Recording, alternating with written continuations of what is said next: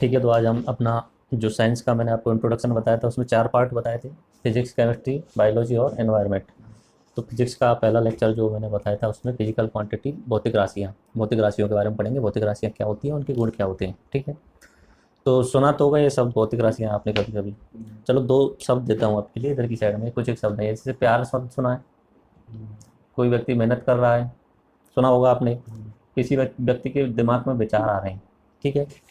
इनकी कोई गिनती होती है, कोई संख्या होती है क्या? इनको नापा जा सकता है क्या? कि कोई व्यक्ति किसी व्यक्ति दूसरे से प्यार कर रहा है, माता पिता जैसे बच्चों से प्यार करते हैं, तो उसकी कोई नंबर होता है कि 10 किलो प्यार करते हैं या 20 किलो, ऐसे कोई नंबर होता है? मेहनत को नाप सकते हैं क्या? नहीं नाप सकते। बल को नापा जा सकता है लेकिन मेहनत को नहीं नापा जा सकता। समय को नापा जा सकता है लेकिन मेहनत को नहीं नापा। ऐसे ही दिमाग में विचार आते हैं, चलते रहते हैं, कोई नापा जा सकता है उन्हें? तो ये होती हैं जिन्हें नापा नहीं जा सकता, तो इन्हें भौतिक राशि नहीं बोलते। अब इनके अपोजिट में होंगी जिन्हें नापा जा सकता है। जिन्हें नापा जा सकता है उन्हें बोला जाता है भौतिक राशि। आया समझ में? The quantities which can be measured, ऐसी राशियाँ जिन्हें नापा या मापा जा सकता है। मापना या नापना, उन्हें क्या बोलते हैं? भौतिक राशियाँ। जैसे एग्जाम्पल, समय, समय को माप सकते हैं, 1 मिनट, 10 मिनट, 1 घंटा। तो ये किसी में आ जाएगी? भौतिक राशियों में आ जाएगा, ठीक है। उसके अलावा अपना जैसे लंबाई है, लंबाई की नाप सकते हैं, 10 मीटर, 1 किलोमीटर, ऐसे नाप सकते हैं ना। एक होता है द्रव्यमान, किसी वस्तु का भार या द्रव्यमान, अलग अलग चीज़ें मैं आगे बताऊंगा द्रव्यमान और भार में अंतर। लेकिन बस इतना समझ लो, जैसे द्रव्यमान है, लिखा हुआ है कि इस वस्तु का द्रव्यमान 5 किलोग्राम है, तो नाप सकते हैं ना। तो ऐसी वस्तुएं जिन्हें हम नाप सकते हैं उन्हें बोला जाता है भौतिक राशियाँ। तो एग्जाम्पल क्या हुए इसके? समय हुई, लंबाई हुई, या अपना किलोग्राम जो अपना भार होता है, ठीक है। परिभाषा होती है ऐसी राशियाँ जिन्हें मापा जा सकता है। तो भौतिक राशियों की नॉर्मली 3 चीज़ जरूरी होती हैं। भौतिक राशि है तो उसमें 3 चीज़ जरूरी होती हैं। एक होता है मैग्नीट्यूड, मैग्नीट्यूड को बोल सकते हो आप एक तरीके से संख्या, ठीक है। एक होती है यूनिट, यूनिट को हिंदी में बोलते हैं इकाई। और एक होती है दिशा, यानी डायरेक्शन, दिशा। ये 3 चीज़ होती है नॉर्मली। इनमें से 2 चीज़ तो होना ही जरूरी होता है नॉर्मल, ठीक है, भौतिक राशियों में। तीसरी हो या ना हो, तीसरी का होने और ना होने पे एक अलग भाग बढ़ जाता है, जिसे अदिश और सदिश बोलते हैं, वो आगे पढ़ेंगे हम, ठीक है। इसी में लेक्चर में आगे देखेंगे। मैग्नीट्यूड का मतलब होता है नंबर। नंबर का मतलब जैसे कि कहीं केले रखें, केले के आगे संख्या लिख देते हैं, 12 केले, तो ये क्या होता है?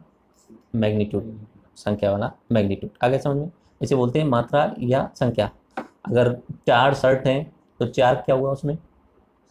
मैग्नीट्यूड हुआ। आगे समझ में? अब आती है बात मैग्नीट्यूड के बाद में इकाई की। किसी भी चीज़ को मापने के लिए इकाई की ज़रूरत होती है, ठीक है। इकाई मतलब एक ऐसा बेसिक यूनिट बनाओ, ऐसा बेसिक इकाई बनाओ, ताकि अलग अलग चीज़ों को अलग अलग तरीके से नापा जा सके। जैसे कि आप दुकानदार के पास में जाओगे तो चीनी लेने के लिए गए हो, तो आप चीनी लेने के लिए क्या बोलोगे? 2 चीनी दे दो, ऐसे तो बोल नहीं सकते। 2 तो संख्या हो गई, उसके बाद में कोई इकाई बोलनी पड़ेगी ना, तभी तो वो देगा। 2 लीटर बोल सकते हो, 2 लीटर चीनी दे दो बोल सकते हो, या 2 मीटर चीनी दे सकते हो। तो द्रव्यमान की कोई इकाई बनाई जाएगी, वो उसमें बोलना पड़ेगा। तो क्योंकि चीनी जो है वो मापना है, द्रव्यमान में मापी जाती है, तो ऐसे ही इकाई बनाई जाती है। लंबाई की इकाई जैसे होती है मीटर, ठीक है, कि 10 मीटर तक लंबाई है किसी वस्तु की, तो मीटर उसमें बोला जाएगा। ऐसे ही अगर किलोग्राम यानी भार है या द्रव्यमान है, तो उसमें क्या होती है? किलोग्राम होती है। और समय जो होता है उसकी जो इकाई होती है वो क्या होती है? सेकंड होती है।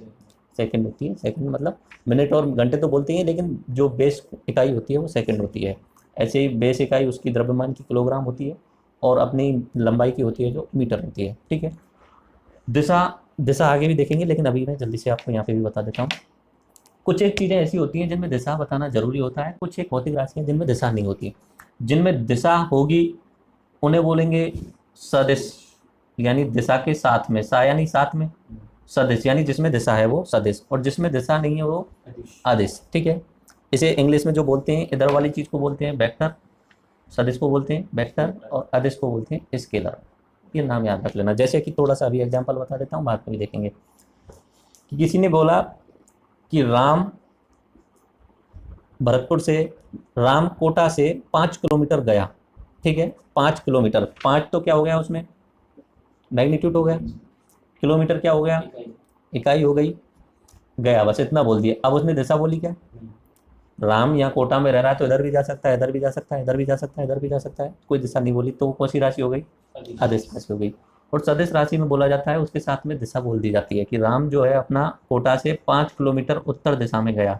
इसमें दिशा दे दी, दिशा दे दी उत्तर, तो पता चल गया कि यहाँ कोटा से उत्तर की साइड में 5 किलोमीटर वो गया है। तो ये मेरे हिसाब से समझ में आएगा अदिश और सदिश। एक बार मैप में देख लीजिए, चित्र में देखिए।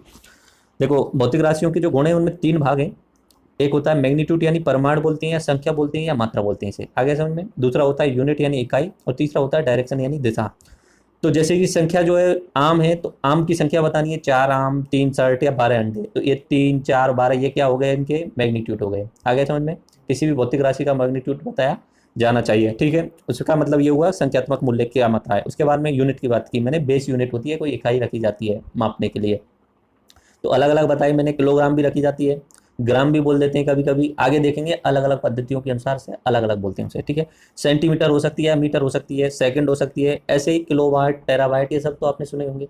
तो ये बेस यूनिट होती है, एक निश्चित मानक जिसके द्वारा हम राशि का मानक परिणाम ज्ञात कर सकते हैं, आगे समझ में। और तीसरी होती है डायरेक्शन, दिशा। तो एक कार अगर बिना दिशा के जा रही है तो अदिश, और दिशा है तो उसमें वो सदिश हो सकती है, ठीक है। 1D 2D 3D ये तो आपने सुना ही होगा पहले। तो इसमें से एक चीज नया है, केबी और टेराबाइट। ये समझ में आता है किलोबाइट में कितने बाइट होते हैं, ये याद रखना, बहुत बार पूछा जाता है। 1 किलोबाइट में 1024 बाइट होते हैं। बाकी तो किलो का तो मतलब होता है 10⁻3, ठीक है। किलो का मतलब क्या होता है ये लिख लेना आप लेक्चर देखने के बाद में, ये मैं बता रहा हूँ। फिर होता है मेगा, किलो के बाद में मेगा आता है ना। पहले तो 1 KB आता है, फिर 1 MB आता है, फिर 1 GB आता है, फिर 1 TB आता है, ऐसे आता है ना। मेगा होता है 10⁶। वैसे तो यहाँ पे 1000 बाइट होना चाहिए था, लेकिन प्रॉब्लम ये होती है कि अपना जो सिस्टम होता है उसमें 1000 का नहीं होता है, 1024 मानी जाती है उसमें, आगे समझ में। तो 1024 याद रख लेना। मेगा में 10⁶ होती है। मेगा के बाद में गीगा आता है, गीगा में क्या होती है 10⁹ और टेरा आता है, टेरा में क्या होती है 10⁻12, ठीक है। तो 1 KB का डाटा साइज हो सकती है, थोड़ी सी मोबाइल जब चलाते हो तो 1 KB खर्च होना, 10 KB खर्च होना। नॉर्मली जो पिक्चर्स आती हैं आपकी वो KB में आती हैं, MB तक भी नहीं पहुंच पाती हैं। नॉर्मली जो फोटो लेते हो वो KB में आती हैं, ठीक है।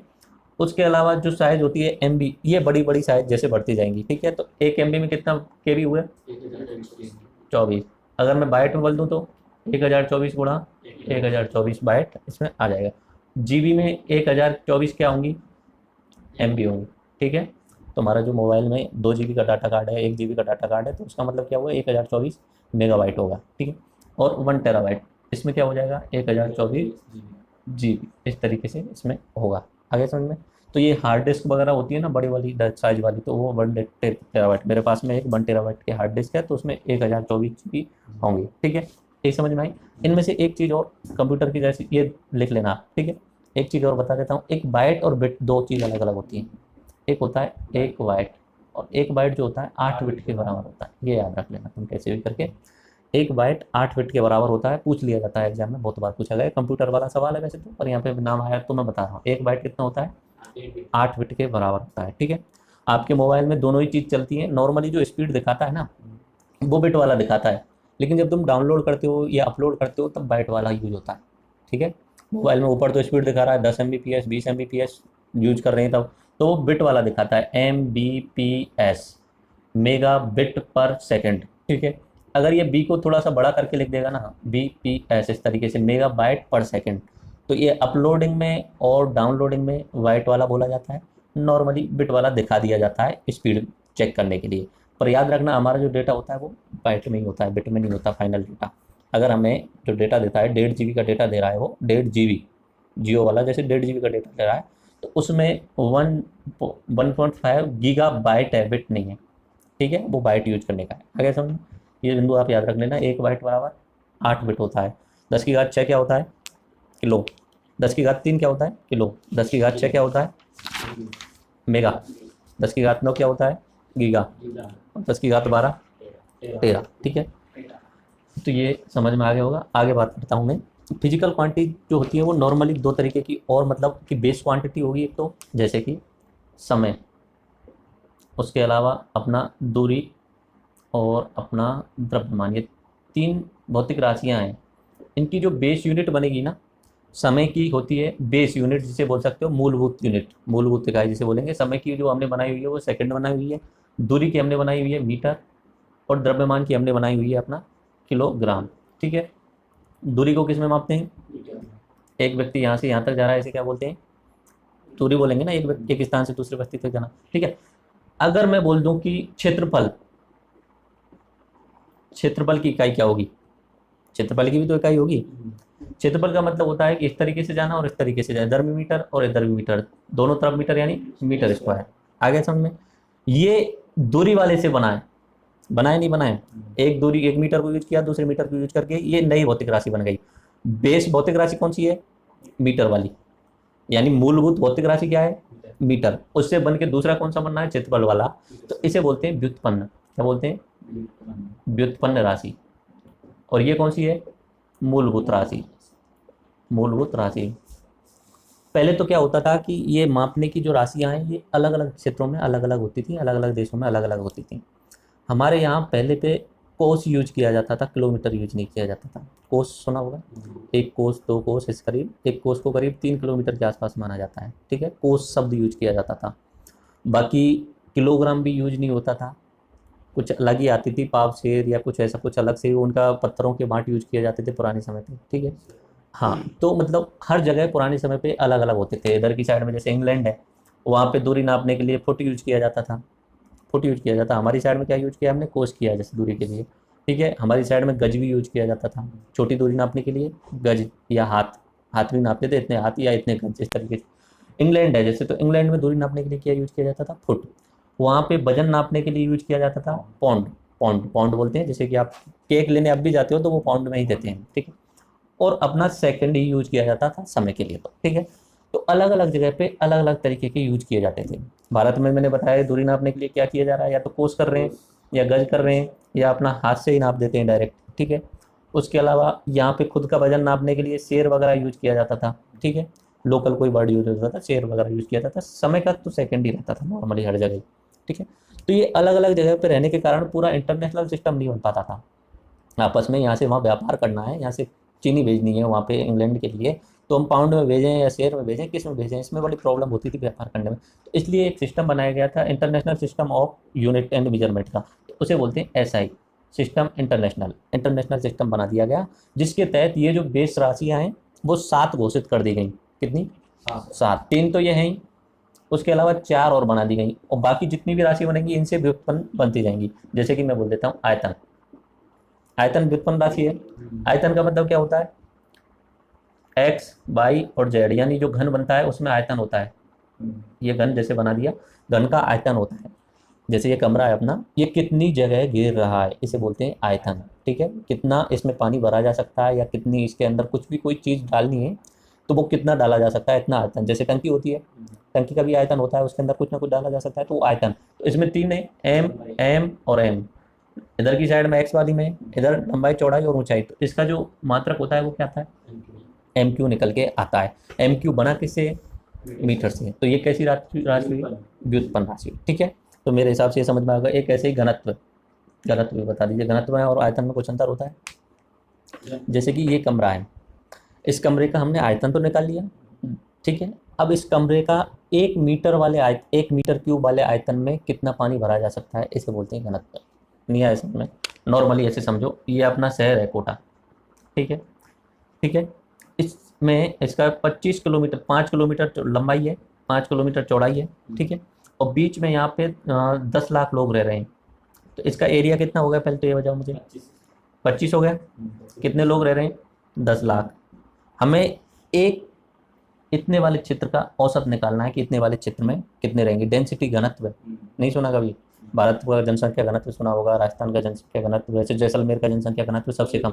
तो 1 किलोमीटर स्क्वायर में कितने लोग रह रहे हैं, ये घनत्व होता है। ऐसे ही आयतन का भी घनत्व निकाला जा सकता है कि 1 मीटर क्यूब में कितना पानी भरा जा सकता है, वो घनत्व होता है। तो घनत्व का मतलब हुआ मीटर क्यूब, पहले तो इसका वो निकल के आएगा कि कितना इसमें वो आ रहा है, ठीक है। और उसमें भाग देना है अपने मीटर क्यूब का। जैसे कि इसमें 500 लीटर पानी भरा जा सकता है इसके अंदर, ठीक है।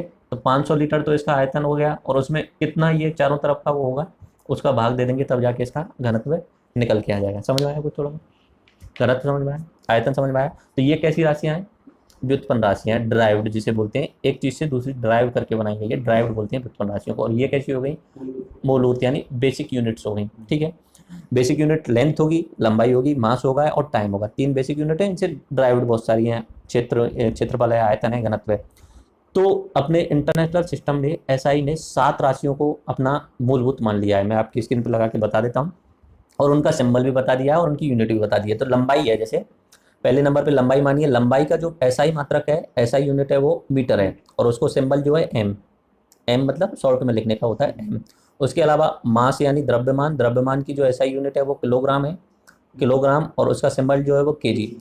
टाइम, टाइम का जो एसआई यूनिट है वो सेकंड है और उसका जो सिंबल है वो क्या है, एस। आगे समझ में, ये तीन तो बिल्कुल मेन फंडामेंटल है और चार आगे बढ़ा दिए गए, ठीक है ठीक है। इलेक्ट्रिक करंट, उसका यूनिट होता है एम्पियर, एम्पियर में नापा जाता है विद्युत धारा को और उसको सिंबल क्या है ए।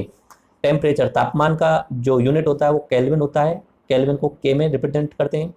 अमाउंट ऑफ सब्सटेंट यानी किसी भी पदार्थ में मात्रा क्या है ये नापने के लिए मोल यूज किया जाता है, मोल को लिखने का MOL यूज करते हैं। और ल्यूमिनेस इंटेंसिटी यानी प्रकाश की तीव्रता नापने के लिए कैंडेला शब्द यूज किया जाता है, जिसे केडी CD नाम से फॉर्म किया जाता है, सिंबल बताया जाता है। तो बाकी अन्य मात्रक देखिए, मैं आपको पहले भी बता चुका हूँ। नॉर्मली 3-4 तरीके से बोल सकते हैं, अगले पेज पे देखिए। अन्य मात्रक जो पुराने समय पे यूज किए जाते थे, CGS होता था, FPS होता था, MPS होता था, MKS होता था, ठीक है। CGS का मतलब हुआ सेंटीमीटर, ग्राम, सेकंड। FPS का मतलब हुआ फुट, पाउंड और सेकंड। MKS सबसे ज़्यादा यूज किया जाता था, उसी को हमने SI यूनिट में शामिल कर लिया और उसमें 4 और जोड़ दिए। MKS में मीटर, किलोग्राम और सेकंड। तो SI सिस्टम जो है 1960 के आसपास में बना है और MKS से लिया गया है। नॉर्मली MKS मीटर, किलोग्राम और सेकंड। MKS तो याद रह जाएगा, मीटर, किलोग्राम और सेकंड। इसमें 7 बेस यूनिट बनाई गई हैं, ठीक है। उन बेस यूनिट को देखते हैं, पर इधर की साइड में मैं कुछ एक चीज़ों को और बता देता हूँ, ठीक है। एक केल्विन शब्द आया है, केल्विन के अलावा टेम्परेचर यानी तापमान नापने का और कुछ यूज होता है क्या? केल्विन के अलावा क्या होता है? और फारेनहाइट यूज होता है, ठीक है। इनमें रिलेशन बताया आपको, एग्जाम में पूछा जाता है, ये बहुत ज़्यादा पूछा जाता है। केल्विन, सेल्सियस और फारेनहाइट, ठीक है, ये 3 होते हैं। अब बताइए ऐसा यूनिट कौन सी है इनमें से? अभी तो बताया केल्विन है। तापमान की जो बेस यूनिट है, तापमान की जो SI यूनिट है सिस्टम और इंटरनेशनल के द्वारा जो निर्धारित की गई है वो कौन सी है? केल्विन। तो सबसे ज़्यादा जो साइंस में यूज की जाएगी, अपने फिजिक्स में या केमिस्ट्री में कहीं भी कोई लैब में प्रैक्टिकल चल रहा है तो वो कौन सी सब यूज की जाएगी? डिग्री सेल्सियस यूज नहीं करते वहाँ पर, ठीक है। डिग्री सेल्सियस जो यूज किया जाता है नॉर्मली अपना मौसम नापने के लिए किया जाता है, ठीक है। फारेनहाइट जो है अपना शरीर का तापमान नापने के लिए किया जाता है। अब इनमें आपको रिलेशन याद रखना चाहिए, रिलेशन क्या है इन तीनों में, ठीक है। देखिए इधर देखिए, बताते हैं आपको, इधर देखिए। जब 0 डिग्री केल्विन होता है, 0 डिग्री केल्विन, तब सेल्सियस में होता है माइनस में 273 डिग्री सेल्सियस। आया समझ, ठीक है। जब यहाँ पे 273 डिग्री केल्विन होगा तब यहाँ पे क्या होगा? आगे समझ में? अगर यहाँ पे 273 जोड़ देंगे तो यहाँ पे भी 273 जोड़ देंगे। तो यहाँ पे अगर पूछ लिया जाए 0 डिग्री सेल्सियस है तो उसका मतलब कितना बराबर हुआ? 273 केल्विन के बराबर हुआ, ठीक है। अब आगे बात करते हैं। बाकी तो यहाँ से आगे जैसे बढ़ते जाएंगे एक एक बढ़ता जाएगा, लेकिन जब यहाँ पे 0 डिग्री सेल्सियस होता है तब उस समय फारेनहाइट जो होता है 32 फारेनहाइट होता है। कितना होता है? 32 फारेनहाइट। डिग्री सेल्सियस तो कंटिन्यूस बढ़ते जाते हैं कि 1 केल्विन बढ़ेगा तो 1 डिग्री बढ़ जाएगा, ठीक है। 1 केल्विन बढ़ेगा 1 केल्विन, इस तरीके से 2 केल्विन बढ़ेगा 2 डिग्री बढ़ जाएगा, इस तरीके से ये तो बढ़ते जाएंगे। लेकिन यहाँ से आगे बढ़ना और यहाँ से आगे बढ़ने में अंतर होता है।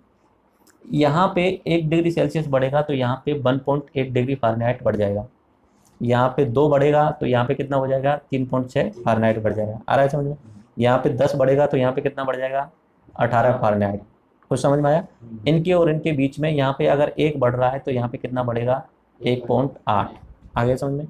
अब देखिए शरीर का जो नॉर्मल टेम्परेचर होता है वो सेल्सियस में अगर बात की जाए तो 37 डिग्री सेल्सियस के आसपास में होता है। कितना? 37 डिग्री सेल्सियस। अब इसी को मैं फारेनहाइट में पूछूं तो कितना होना चाहिए? 0 तो है ही पहले से, तब यहाँ पे कितना है? 0 जब 32 है, ठीक है। यहाँ पे तो 37 जोड़ दिया, ठीक है। अब यहाँ पे मुझे 37 जोड़ना है तो 37 के साथ में किसका गुणा करना पड़ेगा? 1.8 का गुणा करना पड़ेगा, ठीक है। करके बताओ कितना आएगा? 37 इंटू 1.8 करेंगे तो कितना आएगा? गुणा करके बताओ जल्दी से, कैलकुलेटर में कर दो। हाँ देखिए 37 का 1.8 से इतना गुणा करेंगे तो 66.6 इस तरीके का ये आएगा, ठीक है। 32 में 66.6 जोड़ देंगे तो कितना हो जाएगा? 98.6। ठीक है। नॉर्मली इतने के आसपास टेम्परेचर रहता है मनुष्य के, तापमान जो होता है मनुष्य बॉडी का कितना रहता है? 99 फ़ारेनहाइट मान सकते हो आप। ठीक है। और अपना डिग्री सेल्सियस में कितना रहता है? डॉक्टर के पास जब जाते हो तो वो किस में नापता है? वो जो तापमापी लगाता है आपके अंदर, वो डिग्री सेल्सियस में नहीं नापता, वो फ़ारेनहाइट में नाप के देता है आपको। ठीक है। तो अगर 99 डिग्री तक है, 100 डिग्री तक है तो नॉर्मल है, कोई दिक्कत नहीं है। लेकिन जैसे 100 डिग्री से ऊपर जा रहा है, 102 103 हो रहा है, तो आपको बुखार है। आगे समझ में? ये रिलेशन याद रखना। जब माइनस में 273 डिग्री सेल्सियस होगा तब 0 केल्विन होगा। तो 0 केल्विन पर पहुंचना असंभव है, इसे बोलते हैं आदर्श ताप। क्या बोलते हैं?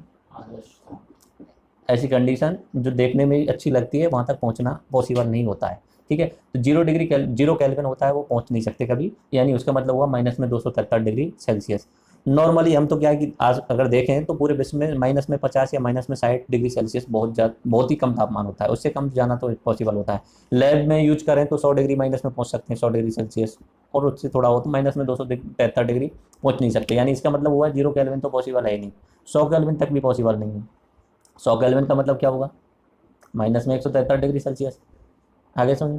तो उस समय तक भी पॉसिबल नहीं है। लेकिन अपना ये याद रखना कि 0 केल्विन को आदर्श ताप बोलते हैं, 0 केल्विन पे माइनस 273 डिग्री। अगर 0 डिग्री सेल्सियस है तो उस समय केल्विन कितना होगा? 273 केल्विन होगा। आगे समझो? और सेल्सियस से अगर फ़ारेनहाइट में बदलना है पहले, तो 0 डिग्री सेल्सियस पे कितना होगा? 32 फ़ारेनहाइट। और बदलने के समय यहाँ पे 1 बढ़ेगा तो यहाँ पे कितना बढ़ेगा? और 2 बढ़ेगा तो 3.6, 10 बढ़ेगा तो 18। आगे समझ में? तो ये अपना मेरे हिसाब से रिलेशन समझ में आ गया हो। बहुत एग्जाम में पूछा जाता है, ये सवाल पूछ लिया जाता है डायरेक्टली, इतने फ़ारेनहाइट है तो इतना कितना डिग्री सेल्सियस होगा। ओके, आगे बढ़ते हैं अभी। तो बेस यूनिट्स की दोबारा से मैं बात कर लेता हूँ जल्दी जल्दी में। पहली जो बेस यूनिट बताई थी मैंने, आधार मात्रक जो बताया था, वो लंबाई बताई थी। ठीक है। लंबाई का जो अपना एसआई यूनिट है वो क्या है? मीटर। मीटर। और उसके अलावा मीटर से आगे बढ़ते जाएंगे, अगर 10⁻³ कर देंगे तो किलोमीटर हो जाएगा। ठीक है। और ज़्यादा करते जाएंगे वो चेंज होता जाएगा। ऐसे ही कुछ एक जो राशियाँ हैं लंबाई से रिलेटेड वो पूछी जाती हैं, जैसे कि प्रकाश वर्ष। प्रकाश वर्ष सुना है? प्रकाश वर्ष। प्रकाश वर्ष का मतलब होता है एक वर्ष में प्रकाश के द्वारा तय की गई दूरी।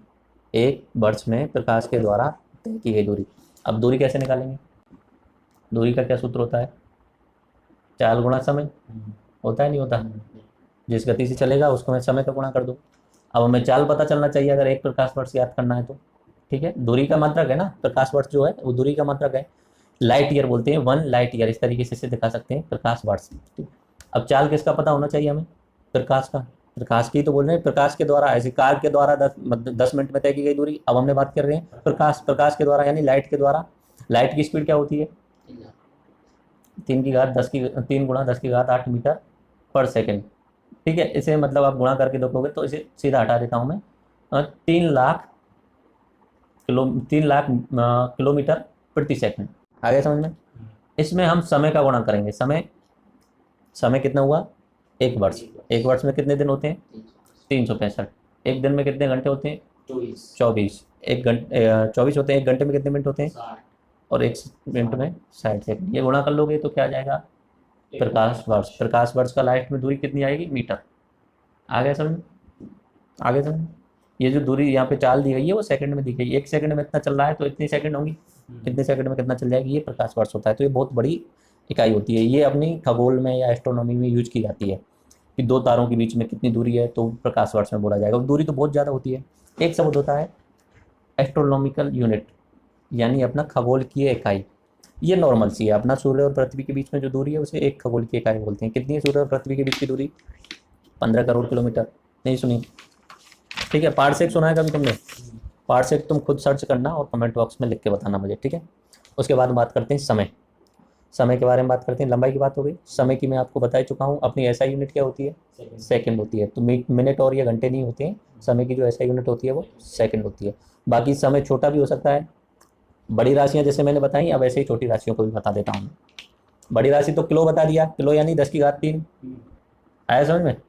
उसके बाद में मैंने मेगा बताई थी, मेगा यानी 10⁻6। उसके बाद में मैंने आपको गीगा बताई थी, और उसके बाद में टेरा बताई थी। ऐसे ही मैं बात करता हूँ सेंटीमीटर। सेंटीमीटर जो होता है वो होता है 10⁻²। सेंटी होता है 10⁻², यानी 1 मीटर है यहाँ से यहाँ तक। 1 मीटर को अगर हम 100 भागों में बांट दें कितने भागों में बांट दें? 100 भागों में बांट दें। यानी 1 मीटर में अगर हम 100 का भाग दे देते हैं तो क्या निकल के आता है? सेंटीमीटर। तो 100 का भाग देंगे तो ये 10 की घात 2 है, नीचे की साइड में, ऊपर की साइड में लाएंगे तो -2। तो ये आपको कुछ एक चीज़ें याद रखनी पड़ेंगी। सेंटीमीटर होता है, सेंटी का मतलब याद रखो, सेंटी का मतलब क्या हुआ? 10 की घात -2। मिली, मिली, मिली का मतलब होता है 10 की घात -3। सुना है कभी मिलीमीटर या मिली लीटर? mm होता है, ml भी होता है, कहीं भी लगा दो वहाँ मिली हो जाएगा ना। मिली यानी छोटा। ऐसे और नीचे की साइड में जाएंगे तो एक शब्द आता है अपना माइक्रो, माइक्रोचिप वगैरह इस तरीके से सुनने में आता है। माइक्रो में होता है 10 की घात -6। ठीक है, माइक्रो का मतलब क्या हुआ? उसके बाद में आता है अपना नैनो, 10 की घात -9। ये इंपॉर्टेंट है, आगे आने वाली टेक्नोलॉजी इसी पर आधारित होने वाली है। जैसे जैसे साइंस विकसित होता जाएगा वैसे वैसे वस्तुओं की जो साइज है वो छोटी होती जाएगी। पहले जो कंप्यूटर होते थे पुराने समय पे 1960 और 70 में एक कमरे के बराबर होते थे, उसके बाद में धीरे धीरे कम होने लगे, धीरे धीरे। अब तो आपके मोबाइल में कंप्यूटर से बड़ी चीज़ आने लग गई। ठीक है, मोबाइल तो बहुत आगे निकल गया। तो अभी जैसे समय आएगा ना तो ये अलग से ही पूरी ब्रांच बनती जा रही है कि नैनो टेक्नोलॉजी से बोलते हैं। सुना है कभी नाम? ये अपने सिलेबस में भी है, RSK में और ISK में हर साल इससे रिलेटेड एक सवाल पूछा जाता है। तो अपना आगे देखेंगे जब टेक्नोलॉजी वाले लेक्चर्स की बात करेंगे। साइंस अलग है और टेक्नोलॉजी अलग है। ठीक है, तो उसमें नैनो टेक्नोलॉजी का एक लेक्चर देखेंगे, IT का लेक्चर देखेंगे, कंप्यूटर साइंस का लेक्चर देखेंगे, तो वो टेक्नोलॉजी वाले लेक्चर्स में बात की जाएगी। तो ये बहुत आगे जाने वाली है और आगे का भविष्य इसी पर आधारित है, नैनो टेक्नोलॉजी पे। नैनो टेक्नोलॉजी का छोटा सा एग्जाम्पल बता देता हूँ कि हम 10 की घात -9 मीटर वाले रेंज पे पहुंच जाएंगे। 10 की घात -9 यानी 1 मीटर को हम 10 की घात 9, 10 की घात 9 का मतलब हुआ 10 की घात 6 पे होता है 1 लाख, और 10 की घात 9 पे तो 10 करोड़, 10 करोड़ हुआ। यानी हम 1 मीटर को 10 करोड़ भागों में बांट देंगे तब बन के आता है 1 नैनोमीटर। तो हम उस स्केल पर पहुंच जाएंगे, उस स्केल की वस्तुओं को समझने लग जाएंगे। तो नई नई जो आविष्कार करेंगे उसी स्केल पे करेंगे हम। ठीक है, तो उसमें जैसे कि मान लेता हूँ एक छोटा सा एग्जांपल अभी बता देता हूँ, बाकी और आगे नैनो टेक्नोलॉजी देखेंगे। उसमें ये किया जाएगा कि एक नैनो लेवल की कार बना जाए। आपके अंदर कोई शरीर में बीमारी हो गई है, ठीक है, आपके अंदर कोई बीमारी हो गई तो नैनो लेवल की है 10⁻⁹ पावर, इस लेवल की कोई एक छोटी सी कार बना दी गई जो आपके अंदर डाली जाएगी, और वो जहाँ पे बीमारी हो रही है वहाँ पहुँचेगी और वहाँ जाके जो वायरस फैला हुआ है उस पर डायरेक्ट अटैक करेगी। नैनो टेक्नोलॉजी ये होने वाली है आगे आने वाले समय। तो नैनो टेक्नोलॉजी बहुत ज़्यादा फायदेमंद होने वाली है। ठीक है, चलो वो नैनो के बाद में आता है अपना पीको। पीको होता है 10 की घात -12, और अपना एक होता है फेमटो, फेमटो। ठीक है, ये होता है 10 की घात -15। तो ये कैसे भी याद कर लेना, ये अपने याद रखने योग्य हैं। सेंटी का मतलब 10 की घात -2, मिली का मतलब, माइक्रो का मतलब, नैनो का मतलब, पीको का मतलब, फेमटो का मतलब। अच्छा, नैनो कार, नैनो कार का नाम नैनो कार क्यों रखा? क्या वो 10 की घात -9 मीटर लेवल की है? नहीं है, उस लेवल की नहीं है, लेकिन बाकी सभी कारों से छोटी थी तो उनके दिमाग में यही आया कि यार छोटी कार है तो उसका नाम क्या रख देते हैं? Nano car. इसी चीज़ पे रखा गया था बाकी उसका नाम। ठीक है, उसका कहीं अलग से कोई कॉन्सेप्ट नहीं है, यही कॉन्सेप्ट है उसका। कार छोटी है तो उसका नाम नैनो रख दिया, बाकी इतनी छोटी तो है नहीं वो। आगे समझ में? आगे बात करते हैं अपना द्रव्यमान। 3 इकाई हो गई अपनी। पहली कौन सी बताई? जल्दी बताओ, पहली बताई लंबाई, लंबाई।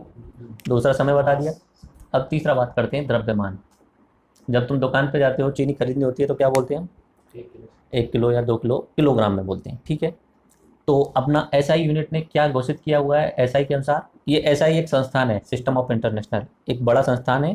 ठीक है, यूरोप में इसकी एजेंसी है, तो वो डिसाइड करता है, उसके हिसाब से पूरे विश्व में माना जाता है। तो SI ने क्या माना है, इसका मात्रक क्या माना हुआ है? किलोग्राम, किलोग्राम इसका मात्रक माना हुआ है। तो वस्तुओं का तोल मापने में ये सहायक होता है। आगे समझ में?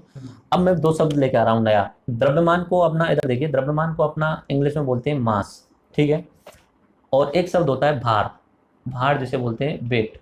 सुना है कभी? हम जो अपना नापते हैं वो वजन नापते हैं। कभी भी आप किसी भी मशीन पे खड़े होते हो तो अपना क्या नापा जाता है?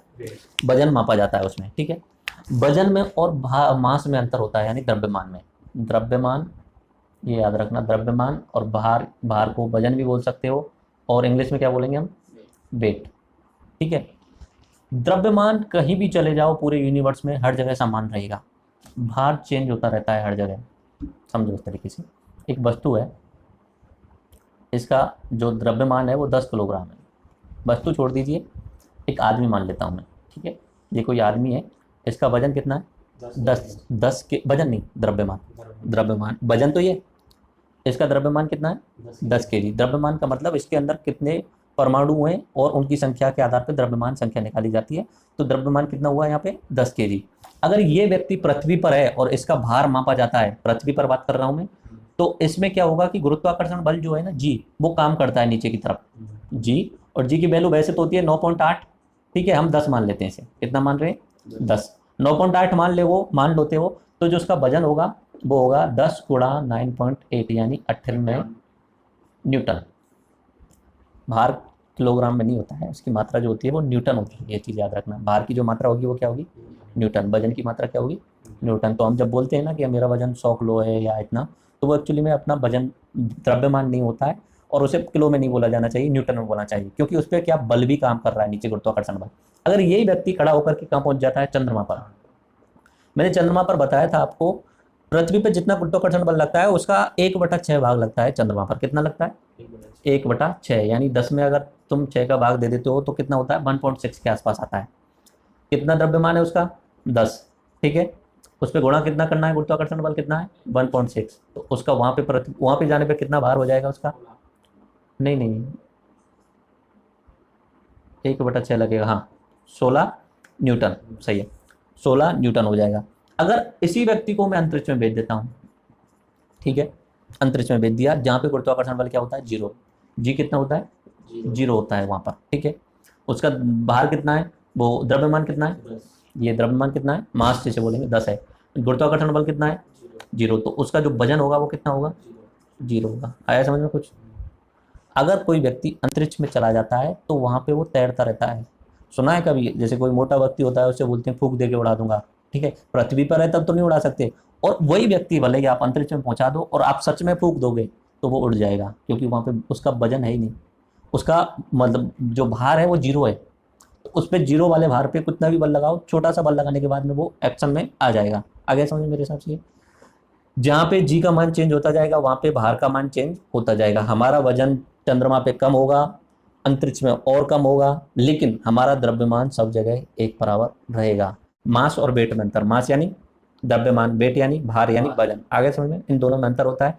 भार द्रव्यमान, भार और वजन का जो मात्रक होता है वो न्यूटन होता है, न्यूटन, क्योंकि उसमें नीचे की साइड में क्या लग रहा है गुरुत्वाकर्षण बल लग रहा है। आगे समझे, चलो ये तीसरी यूनिट कंप्लीट हो गई। बाकी चौथी पांचवी के दोबारा से मैं आपको नाम बता देता हूँ और ज़्यादा इंपॉर्टेंट नहीं है।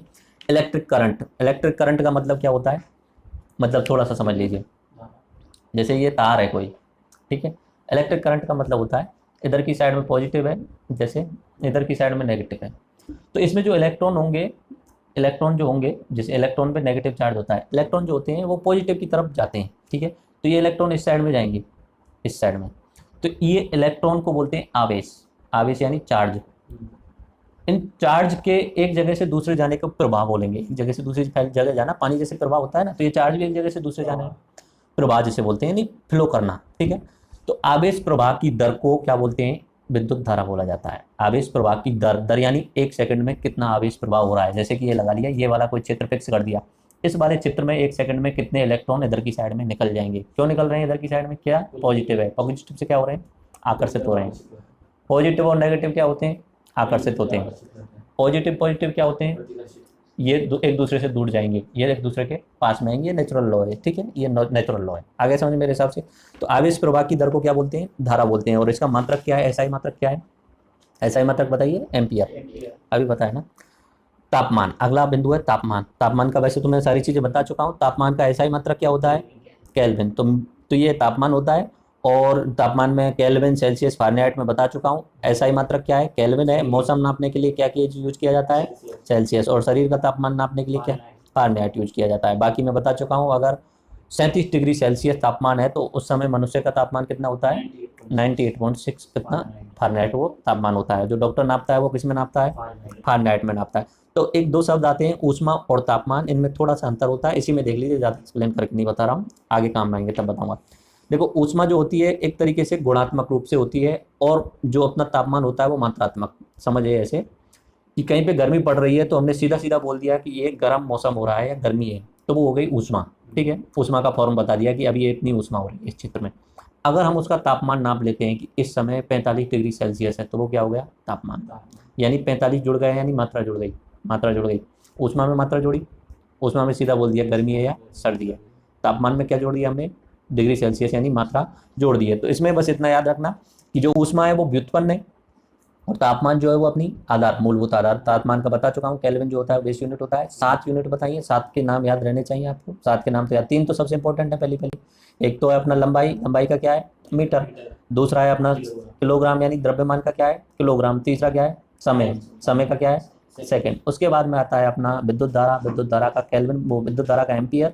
तापमान का केल्विन। उसके अलावा विद्युत तीव्रता का जो है वो कैंडेला है, ठीक है। और एक जो बचा है वो आपको मैं बता देता हूँ, एक जो बचा हुआ पदार्थ की मात्रा, जिसका क्या हुआ, मोल है, ठीक है। तो अपना तापमान का जो एसआई यूनिट है वो क्या है, केल्विन, केल्विन, ठीक है। अब छठवां जो बेस यूनिट आता है वो आता है अपना पदार्थ की मात्रा, कि पदार्थ में कितनी मात्रा है अणुओं की। तो ऐसा है कि एक छोटा सा कॉन्सेप्ट मैं आपको बताता हूँ, जल्दी से देख लीजिए, बाकी आगे पता चलेगा इन सारी चीज़ों का। बड़ा हो जाएगा, ज़्यादा बड़ा करूँगा। कि कोई भी वस्तु है, कोई भी वस्तु है, मैंने उस दिन भी बताई थी, कोई भी वस्तु को हम तोड़ते जाएं तो मनुष्य की क्यूरियोसिटी रहती है कि यार ये वस्तु है। हम जैसे छोटे थे तो ये सोचते रहते हैं कि बनी किससे, बनी यानी इसके अंदर छोटे छोटे अणु क्या है। हम जैसे टॉर्च होती थी, मैं बचपन में ऐसे होते थे, क्यूरियोसिटी होती है, खुरापाती दिमाग होते हैं। मैं खुद ऐसा करता था, जैसे टॉर्च है, अब टॉर्च रात को जल रही है, दिमाग में ऑटोमेटिक आती है इसमें से लाइट कहाँ से आ रही है। तो मैं कम से कम 4-5 टॉर्च को फोड़ चुका था। तो घर वाले मुझे टॉर्च देते ही नहीं थे कभी भी, कि वो लाइट को खोलने के लिए मैं उसे फोड़ता था, यार आ तो रही होगी कहीं ना कहीं अंदर से, कुछ ना कुछ तो होगा इसमें। तो फोड़ने के बाद में भी बल्ब मिलता, फिर बल्ब को फोड़ देता है, इसमें कहाँ से आ रही है। तो ठीक है, तो किसी भी पदार्थ को तोड़ते जाएंगे, वो किससे बना हुआ है। पुराने समय पे अपने भारत में 5 तत्वों से मिलकर बनाया जाता था। अपनी भारतीय संस्कृति में बताया जाता कि सभी पदार्थ जो है 5 तत्वों से मिलकर बने हैं। पृथ्वी, आकाश, वायु, जल और अग्नि, इस तरीके से 5 तत्व होते थे।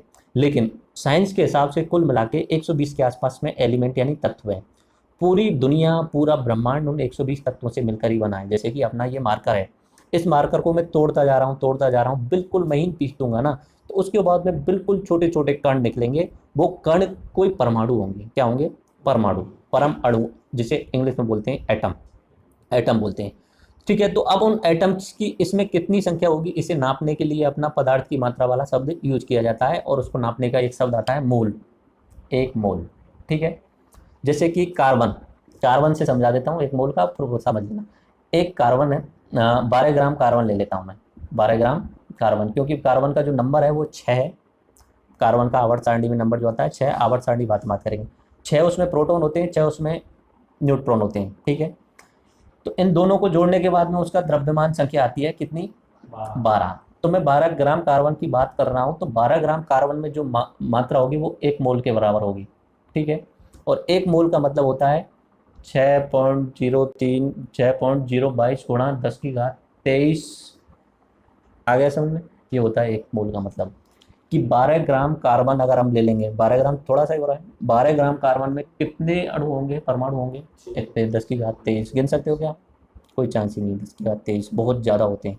तो 1 मोल का मतलब होता है 12 ग्राम कार्बन में जितने परमाणु होते हैं उन्हें 1 मोल बोला जाता है। 12 ग्राम कार्बन में 6.022 गुणा 10⁻23 इतने परमाणु होते हैं, और इसे क्या बोलते हैं, 1 मोल। आगे समझ में। तो ये पदार्थ की मात्रा नापने का होता है मोल, और इस संख्या को क्या बोलते हैं, आवोगाद्रो। आवोगाद्रो नाम के एक वैज्ञानिक ने इसकी खोज की थी, तो इसे क्या बोलते हैं, आवोगाद्रो संख्या बोला जाता है। तो आवोगाद्रो नाम का वैज्ञानिक था, ठीक है। Mole is the amount of substance that contain the same number of particles, atoms, ions, molecules as there are atoms in 12 gram of carbon. तो मेरे हिसाब से ये समझ में आ गया। उसके बाद में बात करते हैं इंटेंसिटी ऑफ लाइट, यानी प्रकाश की तीव्रता। इतना ज़्यादा इस पर टाइम वेस्ट नहीं करना चाहिए, शुरुआती 3 ही आपको याद रखने। तो प्रकाश की तीव्रता का जो बेसिक होता है कि कैंडेला, एक कैंडल क्या होती है, अगरबत्ती, वो मोमबत्ती, वो मोमबत्ती क्या बोलते हैं, कैंडल बोलते हैं। एक नॉर्मल मोमबत्ती को जब जलाते हो ना, तो उससे जो प्रकाश उत्पन्न होता है उसे बोला जाता है एक कैंडल। क्या बोला जाता है, एक कैंडला, कैंडेला बोला जाता है उसे, ठीक है। कैंडेला किसी वैज्ञानिक का नाम था, तो उसके आधार पर ये पूरा नाम पड़ा। अगर मैं बात करूं कि 24 वाट का जो एक बल्ब है उसमें कितना कैंडेला होगा, तो उसमें करीब करीब 125 के आसपास में, 135 के आसपास में कैंडल निकल के आते हैं 25 वाट के बल्ब में, ठीक है। तो एक कैंडल का मतलब हुआ कि एक मोमबत्ती जलाने पर उसके चारों तरफ कितना प्रकाश हो रहा है, ये एक कैंडल होता है। बाकी जैसे जैसे ज़्यादा मोमबत्ती जलाएंगे उसके साथ साथ में प्रकाश की तीव्रता भी बढ़ती जाएगी। आगे समझ में। बाकी भौतिक राशियों की दिशा के आधार पर 2 भागों में पहले भी बता चुका हूँ, दोबारा आप स्क्रीन पर देख सकते हैं। एक हुई स्केलर यानी अदिश, और वेक्टर यानी सदिश। जिसमें दिशा होगी वो क्या हो जाएगी, इंग्लिश में क्या बोलेंगे? वेक्टर। और जिसमें दिशा नहीं होगी उसे क्या बोलेंगे? अदिश, जिसे इंग्लिश में क्या बोलेंगे? स्केलर। तो स्केलर में नो डायरेक्शन होती है। इसके एग्जाम्पल मैं आपको समझा देता हूँ। 2-3 एग्जाम्पल हैं, वो ध्यान से देखना, आपके जरूरी है, वो एग्जाम्पल बहुत जरूरी है, एग्जाम्पल समझना। देखो, एक शब्द आता है दूरी। दूरी को इंग्लिश में क्या बोलते हैं? डिस्टेंस। और एक शब्द आता है विस्थापन। विस्थापन, इसको बोलते हैं डिस्प्लेसमेंट। डिस्प्लेसमेंट, ठीक है। जैसे कि मान लीजिए कि मैं अपना एग्जांपल मान लेता हूँ। मैं जैसे यहाँ बैठा हूँ, ठीक है, यहाँ पे कहीं बैठा हूँ एक जगह पे। मेरे घर वालों ने या मेरे पिताजी ने बोला है कि चुपचाप बैठा रहे और पढ़ाई करता रहे, ठीक है। मेरा पढ़ने में मन नहीं लग रहा है। पापा जी घर छोड़ के कहीं बाजार चले गए थोड़ी बहुत देर के लिए, तो मैं क्या करता हूँ, पापा जी को पता है कि 2 घंटे में आने वाले हैं, तो मैं यहाँ से उठ के इधर की साइड में ग्राउंड में जाता हूँ, खेल के आ जाता हूँ, इधर की साइड में घूम के आ जाता हूँ। जब मुझे पता है कि पापा जी आने वाले होंगे, तब तक मैं वापस से यहीं पे आ जाता हूँ, ठीक है। वापस से आ गया, पापा जी को तो लगा कि यहीं पे बैठा हुआ है, पापा जी को तो नहीं पता है कि वो तो यहीं पे है, ठीक है। लेकिन मैंने दूरी तय की ना, 5 मीटर यहाँ गया, 5 मीटर यहाँ गया, 5 मीटर यहाँ गया, ठीक है। इसमें दूरी में कोई दिशा नहीं होती। आगे समझ में? दूरी में कोई दिशा नहीं होती। तो अपना जो दूरी होगी वो कितनी हो जाएगी? 15 मीटर हो जाएगी, ठीक है। और विस्थापन में दिशा होती है, यानी पहली वाली जगह से दूसरी वाली जगह तक कितनी दूर गया उसे बोलते हैं विस्थापन। उसमें दिशा जरूरी होती है। विस्थापन कितना हुआ मेरा? 0। कितना हुआ विस्थापन? 0। आगे समझ में? विस्थापन क्या हुआ मेरा? 0। वहीं पे बैठा हूँ, बाकी तो मैं घूम घाम के आ गया हूँ। विस्थापन में अगर मैं यहाँ की बजाय यहाँ बैठा पाता उन्हें, तो इधर की साइड में डायरेक्शन कौन सी हुई अपनी? पूरब वाली। और मैं 5 मीटर दूर बैठा पाया हूँ, तो पहले वाले बिंदु से इधर की साइड में कितना विस्थापित हो गया मैं? 5 मीटर पूर्व दिशा की तरफ। तो जिसमें दिशा यूज की जाएगी वो क्या होता है? विस्थापन, यानी डिस्प्लेसमेंट। और जिसमें दिशा यूज नहीं की जाएगी उसे क्या बोला जाता है? अपना दूरी, ठीक है। दूरी में दिशा बोली मैंने? नहीं बोली। दूरी में बस बोला कि मैं घूम के आ गया 15 मीटर। पिताजी को नहीं पता चला, तो वो अपना 15 मीटर गायब हो गए, एक तरीके से 0 वाले डिस्टेंस पे आ गया। तो दूरी जो होती है वो कैसी होती है? अदिश राशि होती है। और विस्थापन कैसी होती है? सदिश राशि। तो मैंने यहाँ पे कोई विस्थापन किया, अगर मैं वहीं पे बैठा रहा तो? नहीं किया। तो दिशा जरूरी होती है उसमें, दूरी में दिशा की जरूरी नहीं है, ठीक है। आ गया। तो विस्थापन का मतलब हुआ कि पहले, दूरी का मतलब हुआ कि आप कितना चले हो, आपने कितनी दूरी तय की है, वो हो गया दूरी। लेकिन विस्थापन का मतलब क्या हुआ कि पहला बिंदु और अंतिम बिंदु के बीच में सीधी दूरी बता दो, वो होता है विस्थापन। टोटल दूरी अलग है, लेकिन पहले और अंतिम बिंदु के बीच में सीधी दूरी क्या हो जाती है? विस्थापन। आ गया समझ में? उसमें दिशा यूज की जाएगी। अगला एग्जांपल मैं आपको बताता हूँ, चाल। चाल, चाल को इंग्लिश में बोलते हैं स्पीड। ये थोड़ा सा समझ में याद रखना जरूरी है। चाल जो है वो अदिश राशि है, ठीक है। मतलब मैं चल रहा हूँ 5 किलोमीटर प्रति घंटे के हिसाब से चल रहा हूँ, लेकिन मैंने ये नहीं बताया कि मैं किस दिशा में चल रहा हूँ, तो वो क्या हो जाती है? चाल। अगर मैं बोल देता हूँ गति, गति जिसे बोलते हैं अपना वेलोसिटी, ठीक है। अब मैं यहाँ बोल देता हूँ 5 किलोमीटर प्रति घंटे के हिसाब से मैं उत्तर दिशा में चल रहा हूँ, तो वो क्या हो जाएगी? गति हो जाएगी। आगे समझ में? ऐसे ही एक होता है पावर। पावर यानी शक्ति। शक्ति में भी कभी दिशा यूज नहीं की जाती है, लेकिन फोर्स में दिशा यूज की जाती है। बल में क्या यूज की जाती है? दिशा। बल क्या है? एक दिशा में लगाया जाता है। तो बल कैसी राशि हो गई? सदिश राशि हो गई, ठीक है। तो ये आप मेरे हिसाब से समझ में आ गए होंगे। और अंतिम पॉइंट मैं आपको एक बता देता हूँ कि अगर किसी पदार्थ को तोड़ा जाता है तो उसमें 2 तरीके के गुण निकल के आते हैं। कोई बड़ा पदार्थ है, मान लेता हूँ ये जैसा पदार्थ है, ठीक है। एग्जाम्पल मैं लेता हूँ, ये बर्फ है, बर्फ का सिल्ली है, 3D में बना रहा हूँ, इस तरीके से होगी, बर्फ की सिल्ली है, ठीक है। 3D में अगर इसे तोड़ा जाता है तो 2 तरीके के गुण निकल के आते हैं इसमें से। एक गुण ऐसे जो बदलते नहीं है तोड़ने पर, ठीक है। और एक गुण ऐसे हैं जो बदल जाएंगे तोड़ने पर, ठीक है। जो गुण बदल नहीं रहे उन्हें बोला जाता है आंतरिक गुण। आंतरिक गुण जो बदल नहीं रहे, और जो बदल जाएंगे उन्हें क्या बोला जाएगा? बाह्य गुण। ये आंतरिक गुण कैसे हैं? जो बदल नहीं रहे, और जो बदल जाएंगे उन्हें क्या बोलेंगे? बाह्य गुण। यानी तोड़ने पे चेंज नहीं होगा। जैसे कि मैं इसे तोड़ देता हूँ तो इस तरीके के छोटे छोटे क्यूब बन जाएंगे। मैं 3 भागों में जैसे तोड़ दिया तो 3 क्यूब बना दिए मैंने, ठीक है। अब मुझे एक चीज़ बताइए कि तोड़ने पर इस बर्फ के तापमान में कोई अंतर आएगा क्या? तापमान तो वही रहेगा। इसका जो अगर माइनस में 10 डिग्री सेल्सियस था, तो इसका भी माइनस में 10 डिग्री सेल्सियस, इसका भी माइनस में 10 डिग्री, तो तापमान में कोई अंतर नहीं आया, तो वो कैसा गुण हुआ उसका? आंतरिक गुण हो गया, ठीक है। इसके घनत्व में कोई अंतर आएगा? घनत्व में नहीं आएगा। घनत्व का मतलब होता है 1 मीटर क्यूब में कितना घनत्व, मतलब कितना वो आ रहा है, पदार्थ आ रहा है, तो वो होता है घनत्व। तो 1 मीटर क्यूब में यहाँ पे भी उतना ही बराबर आएगा और इसमें भी उतना ही बराबर आएगा। तो घनत्व में कोई चेंज हुआ? नहीं हुआ। और उसकी कठोरता में कोई चेंज हुआ? हार्डनेस में कोई चेंज हुआ? जितना कठोर ये पदार्थ था उतना ही कठोर ये पदार्थ है। आगे समझ। कुछ एक गुण ऐसे हैं जो चेंज हो जाएंगे, उन्हें क्या बोलते हैं? बाह्य गुण, ठीक है। आंतरिक गुणों को इंग्लिश में बोलते हैं इंस्ट्रिंक्ट गुण, इंस्ट्रिंक्ट प्रॉपर्टी, और बाह्य गुणों को एक्सट्रिंक्ट, ये उसमें लिखा हुआ है, स्क्रीन पर आप देख लेना, ठीक है। तो एक्सट्रिंक्ट गुण में देखिए दो तीन चीज बदल जाएंगी। देखो द्रव्यमान बदल जाएगा क्या, द्रव्यमान, अरे इसका 10 किलोग्राम है तो ये 3 भागों में बट जाएगा ना, 3 भागों में बटेगा ना, तो द्रव्यमान बदल जाएगा, ठीक है। उसके अलावा आयतन बदल जाएगा क्या, इसमें 100 लीटर, 100 लीटर चाहे 100 लीटर स्क्वायर है, 100 लीटर क्यूब है इसका आयतन, तो इन तीनों में बढ़ जाएगा वो आयतन, ठीक है। तो ये आयतन भी बढ़ जाएगा। उसके अलावा अपना आवेश, आवेश भी इंपॉर्टेंट है, ये आवेश भी अलग अलग भागों में चला जाएगा। तो इसके पदार्थ के किसी पदार्थ तो दो तरीके के गुण होते हैं, बाह्य गुण जो बदल जाते हैं और आंतरिक गुण जो बदलते नहीं है। तो मेरे हिसाब से आपको भौतिक राशियों वाला लेक्चर पूर्ण रूप से समझ में आ गया होगा। इसमें दो तीन इंपॉर्टेंट, सबसे ज़्यादा इंपॉर्टेंट चीज़ें, एक तो तुम ये याद रखना एसआई यूनिट जो है वो सबसे ज़्यादा इंपॉर्टेंट काम में आती हैं। तो जैसे कि 7 मूलभूत राशियाँ हैं, एक बार मैं दोबारा से पूरा बता देता हूँ। 7 तो मूलभूत एसआई यूनिट्स वाली हैं, एक लंबाई, दूसरा द्रव्यमान, तीसरा सेकंड यानी समय, विद्युत चार्ज, टेम्परेचर, अमाउंट ऑफ सब्सटेंट और ल्यूमिनेस इंटेंसिटी यानी विद्युत धारा, तापमान, पदार्थ की मात्रा और प्रकाश की तीव्रता, ये है आगे आगे, ठीक है। उसके अलावा मैंने आपको इसमें एक दो इंपॉर्टेंट चीज़ और बताई थी, द्रव्यमान में और भार में, वजन में अंतर बताया था। द्रव्यमान हमेशा भार जो है वो हमेशा चेंज होता रहेगा जगह के अनुसार से, जहाँ पे गुरुत्वाकर्षण बल जैसा होगा उसके हिसाब से भार होगा। द्रव्यमान पूरे ब्रह्मांड में एक बराबर रहेगा, ठीक है। उसके अलावा मैंने आपको फ़ारेनहाइट सेल्सियस वाला जो बताया था, तो ये कम से कम दो तीन चीज़ तो आप याद रख लेना, फ़ारेनहाइट डिग्री सेल्सियस वाला, द्रव्यमान वाला, और ये तीन जो है अपना MKS जिसे बोल सकते हो आप, मीटर, किलोग्राम और सेकंड, याद रख लेना। और एक मैंने आपको काम दिया है पार्सेक का मतलब आपको कमेंट बॉक्स में बताना है, पार्सेक जो है दूरी का मात्रक है, उसे कैसे मापा जाता है या कितना होता है वो, ठीक है। मेरे हिसाब से पूरा समझ में आ गया हो, तो इसे बंद करते हैं अभी।